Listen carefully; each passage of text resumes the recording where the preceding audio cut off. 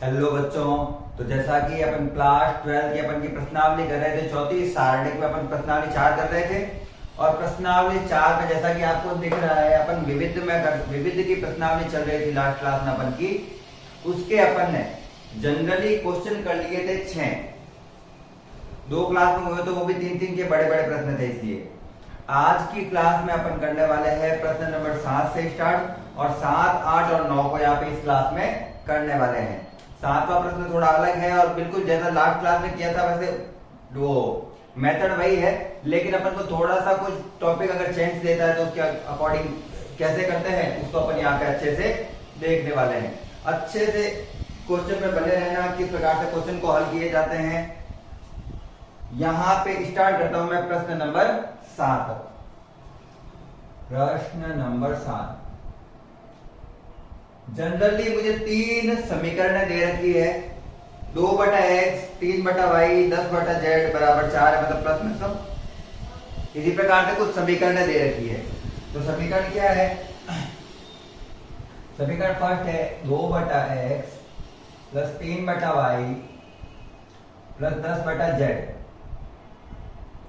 जिसका मान है मेरे पास 4। उसके बाद में दिया हुआ है 4/x minus 6/y plus 5/z बराबर 1, और लास्ट दिया हुआ है मुझे 6/x 9/y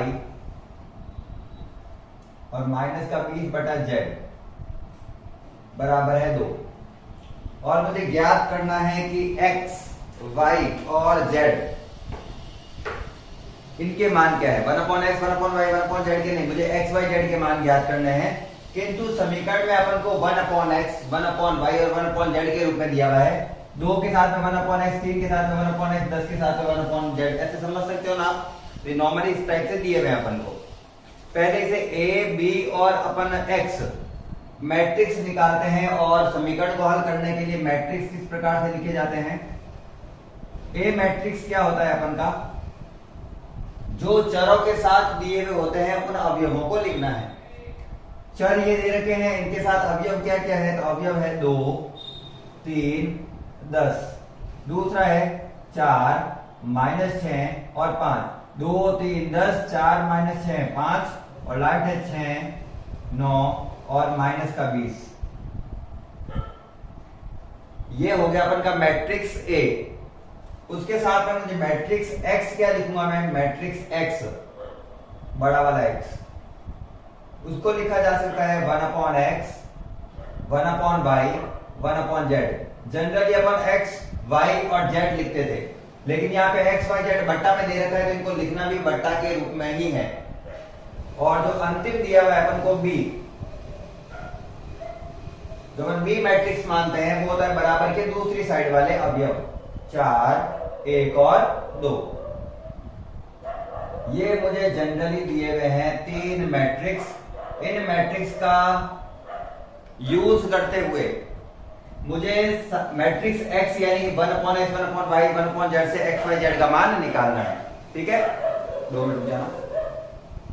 चलिए, अब इन प्रश्नों को हल करने के लिए एक सूत्र होता है। x का मैट्रिक्स का मान निकालने के लिए एक सूत्र होता है, जो मैंने जब प्रश्नावली करवाना था तब करवा दिया था। a inverse b। मुझे अगर x मैट्रिक्स का मान निकालना है तो a इनवर्स b को जब गुणा करते हैं तो x मैट्रिक्स का मान आता है। b मैट्रिक्स मुझे दिया हुआ है और a मैट्रिक्स मुझे इस मैट्रिक्स से निकालना पड़ेगा। और a मैट्रिक्स को निकालने का a का इनवर्स या फिर a का प्रतिलोम निकालने की प्रक्रिया क्या होती है? सबसे पहले उप सारणिक निकालो, फिर सहखंड, फिर सहखंडज यानी एडजॉइंट, उसके बाद में सारणिक a निकालकर a इनवर्स निकलता है। एक एक स्टेप में करा रहा हूं, अच्छे से समझना। सबसे पहले मैं निकाल रहा हूं यहां पर उप सारणिक यानी माइनर।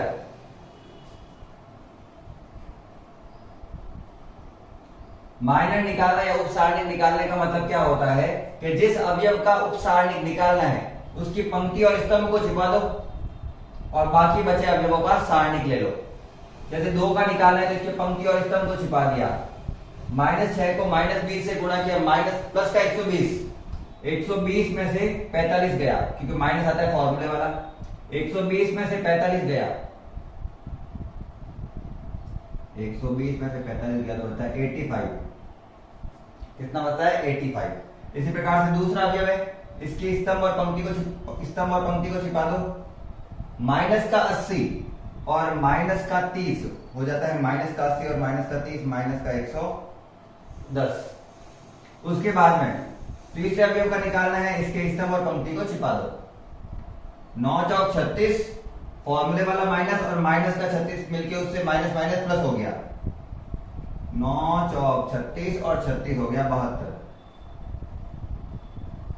36 और 36 72। फिर इसका निकालना है, इसके स्तंभ और पंक्ति को छिपा दो। माइनस का 60 और माइनस का 90, माइनस का 60 और माइनस का 90 हो जाता है माइनस का 150। फिर इसके लिए निकालना है, इसके स्तंभ और पंक्ति को छिपा दो। माइनस का 40 और माइनस का 60, माइनस का 100। फिर 5 का निकालना है, इसके स्तंभ और पंक्ति को छिपा दो।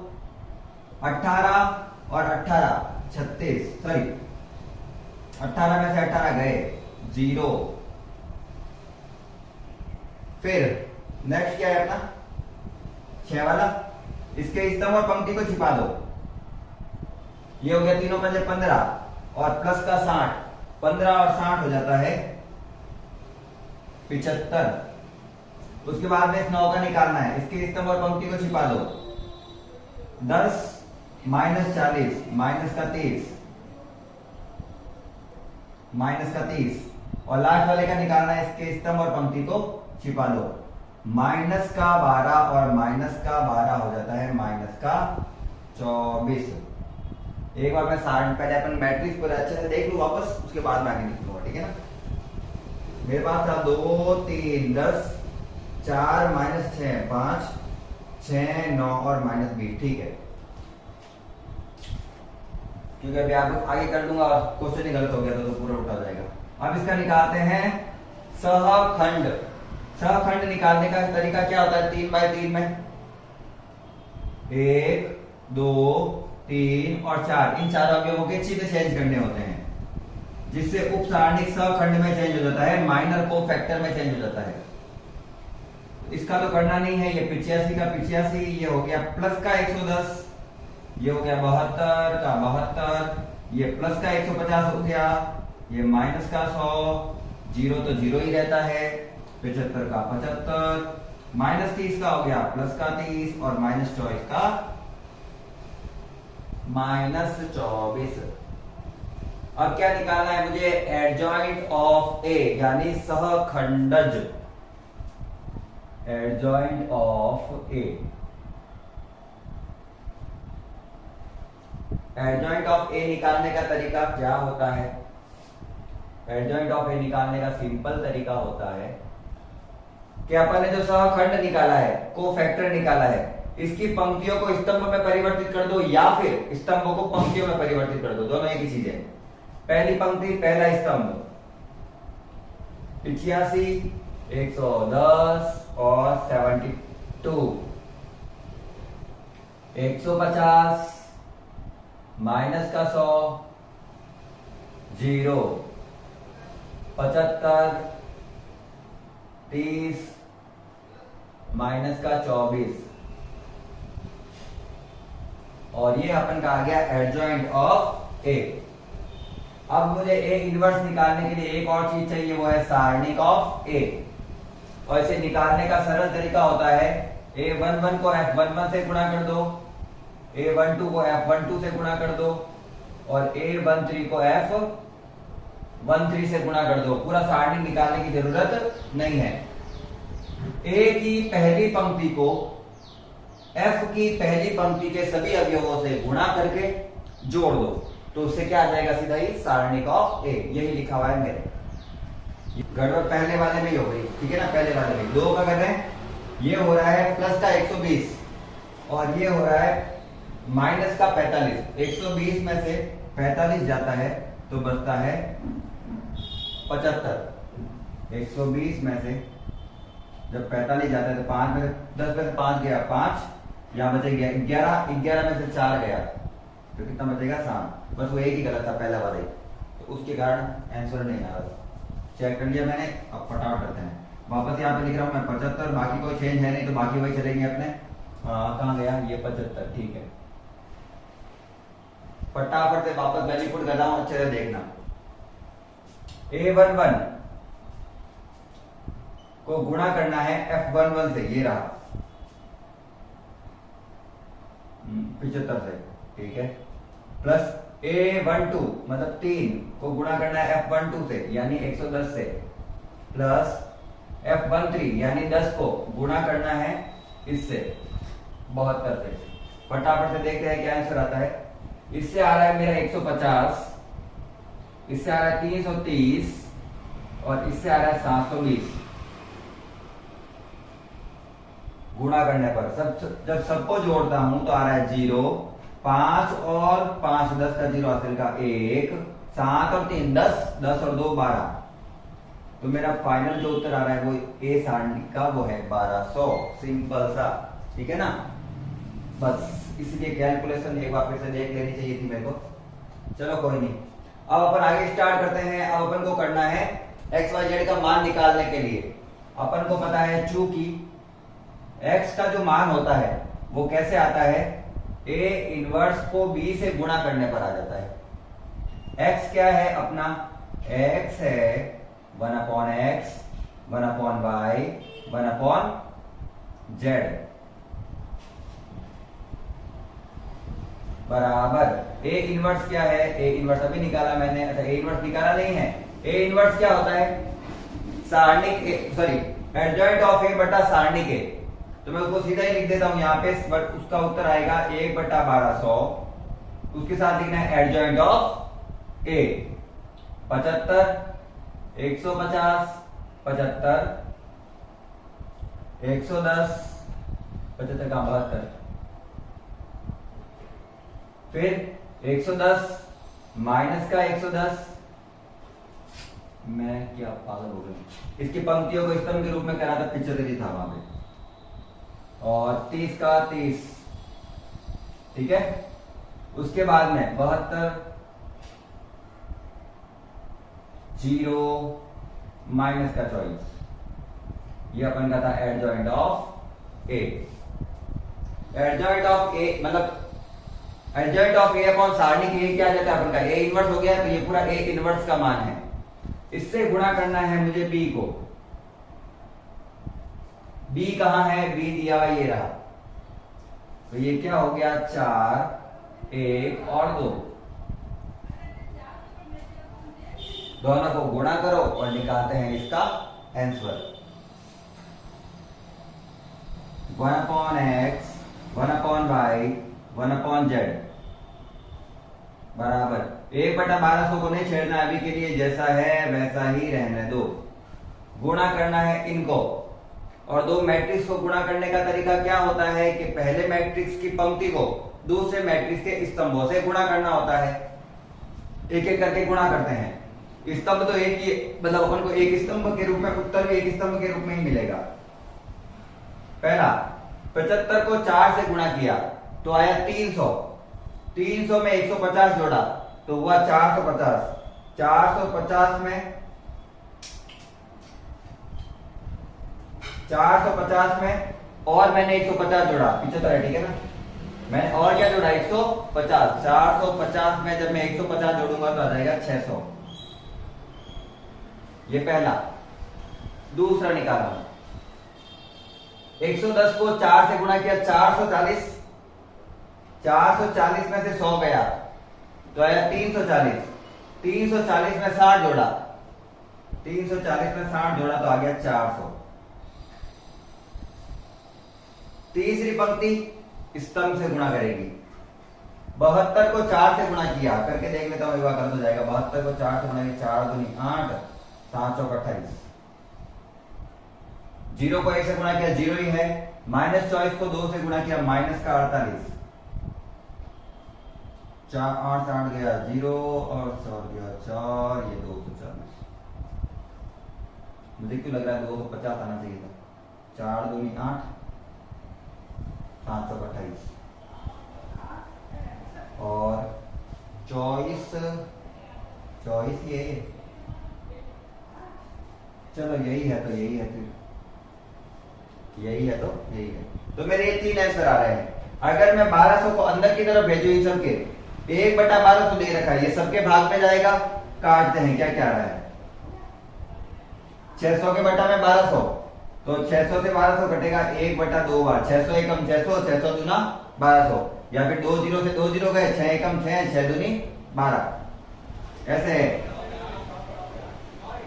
ध्यान रखना। 2 0 से 2 0 गए, 6 एकम 6, 6 दूनी 12। 400 के बटा में 1200, 2 0 से 2 0 गए, 4 एकम 4, 4 ती 12, 4 तिया 12, ठीक है ना।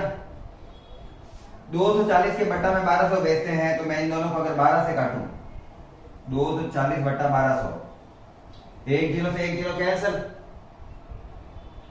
12 दूना 24, 12 एकम 12, 0, 1 एकम 1, 55, 1 दूना 5 हो गया। आंसर आ रहा है 1/5। जब मैंने 240 से कुल मिला के 1200 को काटा है तो आया 1/5। ये 3 आंसर आ रहे हैं मेरे। किस किस के मान है? 1/x का मान 1/2, 1/y का मान 1/3, 1/z का मान 1/5।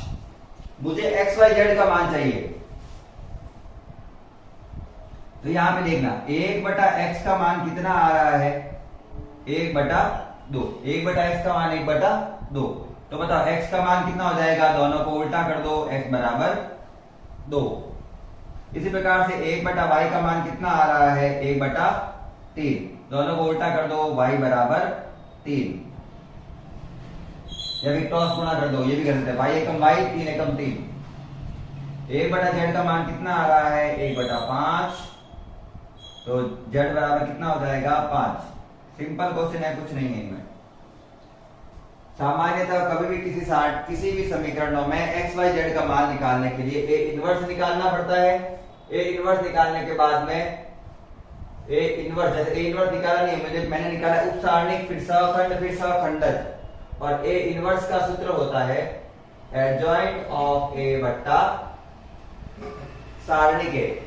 मतलब सारणिक a को लिखना है 1 के बट्टा में, और एडजॉइंट ऑफ a का एडजॉइंट ऑफ a, ये तो ये दोनों मिलकर क्या बन जाता है, इनवर्स a। और ये b का b है, दोनों को गुणा किया, ये उत्तर आए थे। इसको 1/1200 को जब अंदर भेजा तो कट कटा के ये आंसर आए हैं, और इनको जब तुलना की है दोनों की आपस में, तो अपन के फाइनल x, y और z इनके मान आ गए। तो एज इट इज ऐसे कहते छाप देना, स्क्रीनशॉट ले लो।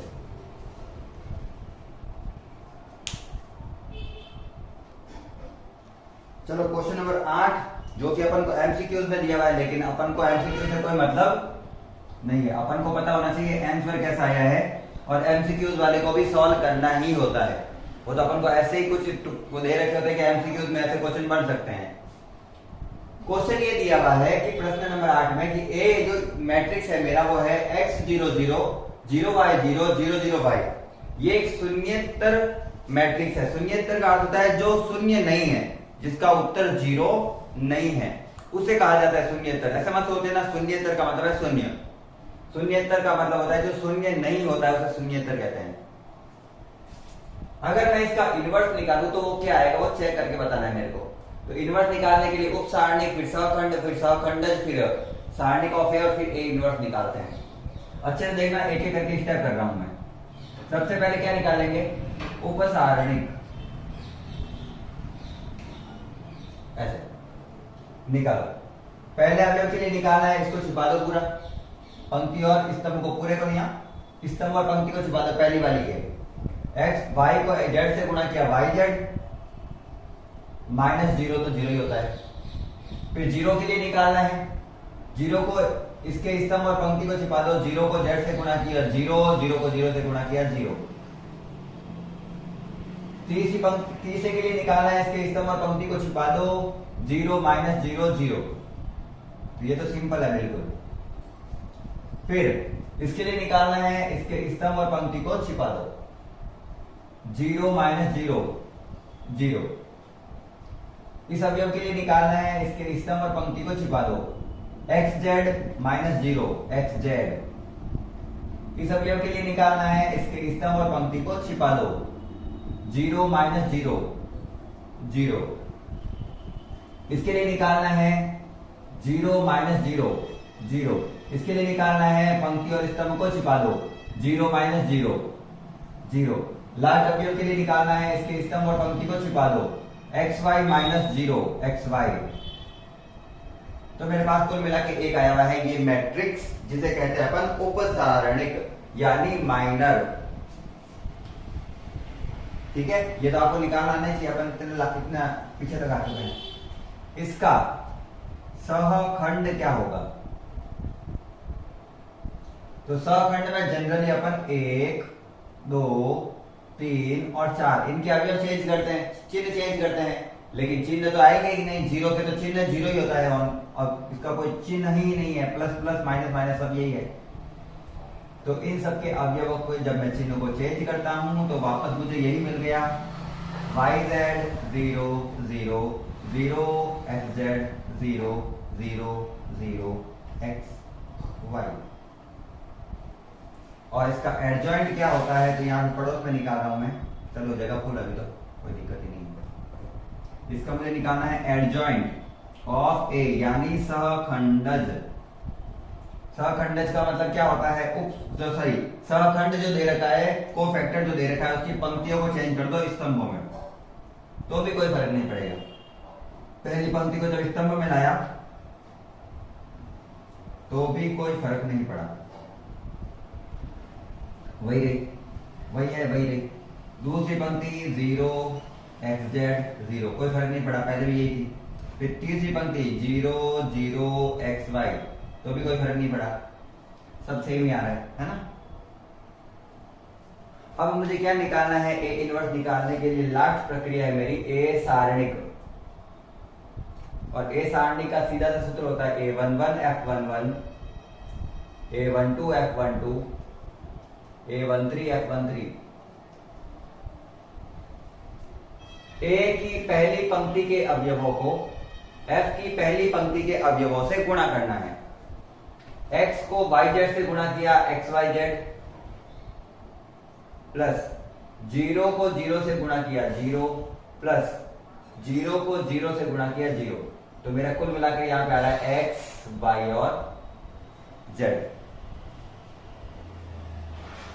अब चूंकि आपको पता होगा ए इनवर्स का सूत्र होता है एडजॉइंट ऑफ ए बट्टा सारणिक ए। सारणिक को पहले लिखते हैं अपन नॉर्मली, तो सारणिक हो गया 1 बट्टा एक्स वाई जेड। एक के बट्टे में सारणिक ए का मान एक्स वाई जेड, फिर अपन मैट्रिक्स लिखते हैं एडजॉइंट ऑफ ए वाली, ये Y Z 0 0 0 X Z 0 0 0 X Y. अब चूंकि मुझे फाइनल आंसर निकालना है तो मैं क्या करूंगा? एक्स वाई जेड को सबके बट्टा में भेज दूं, बाहर वाला अवयव होता है वो मैट्रिक्स में सबसे गुणा करता है, तो इसको इसके बट्टा में भेजेंगे तो वाई जेड से वाई जेड कट जाएगा, तो बचेगा 1 बट्टा एक्स। 0 के बट्टा में कुछ भी हो 0, 0 के बट्टा में कुछ भी हो 0 0। इसको इसके बट्टा में भेजा, एक्स से एक्स गया, जेड से जेड गया, बट्टा में बचा 1 बट्टा वाई। ऐसा ही जैसे पहला वाला था ना वाई जेड, उसके बट्टा में भेजूंगा एक्स वाई जेड, 1 बटा एक्स बचा ऐसे 0। इसी प्रकार से 0 0 यहाँ पे बचेगा 1 बटा जेड।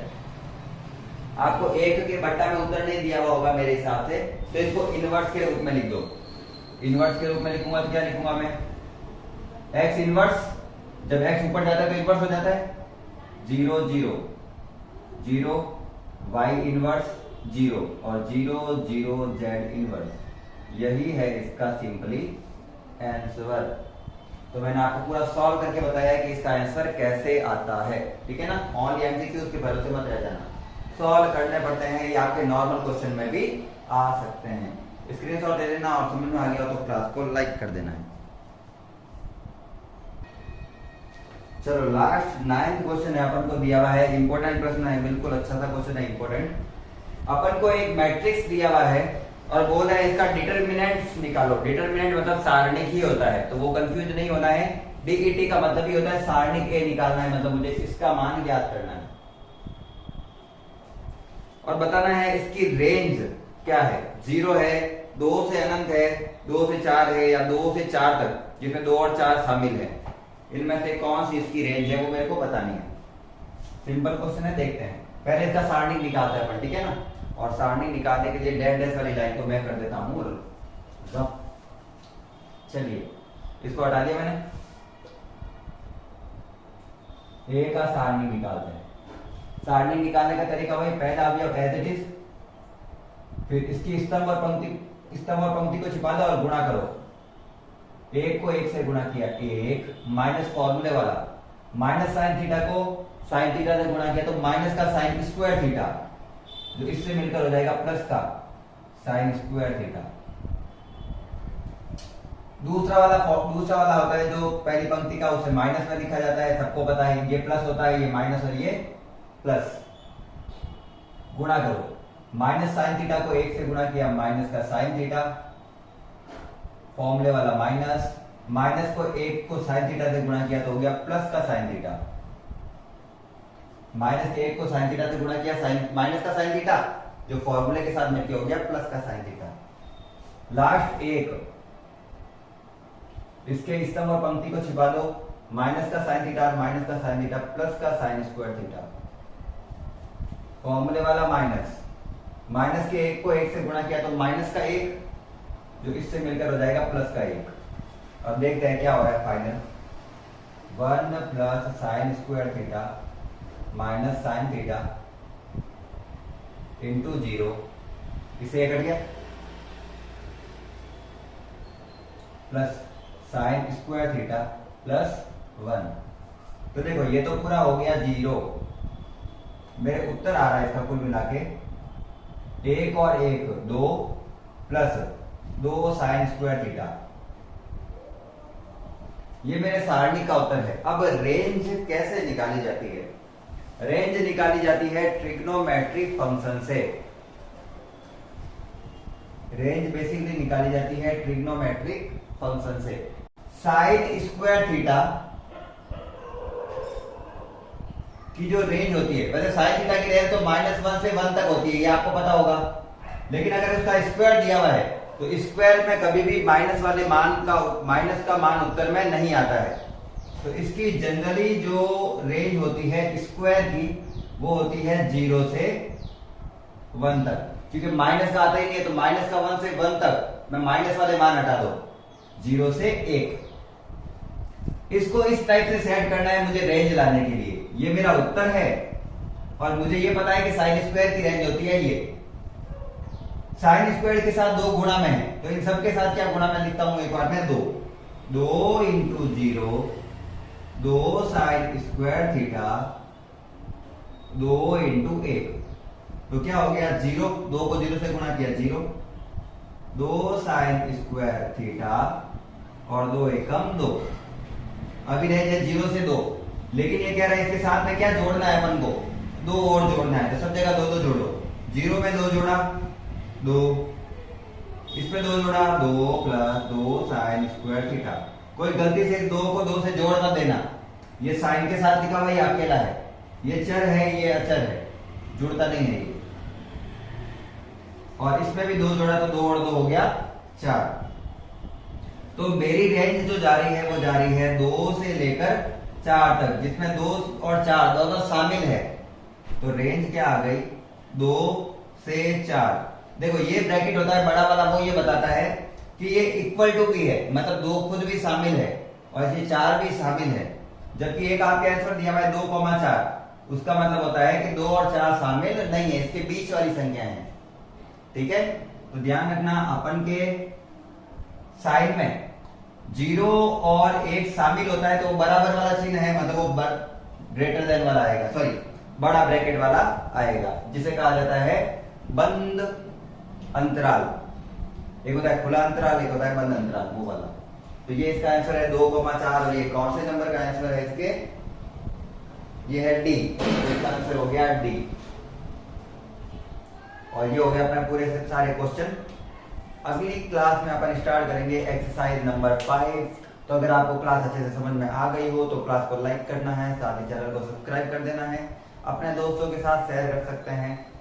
आज की क्लास को यही समाप्त करते हैं। क्लास को अंत तक देखने के लिए धन्यवाद। राधे राधे, जय हिंद, जय भारत।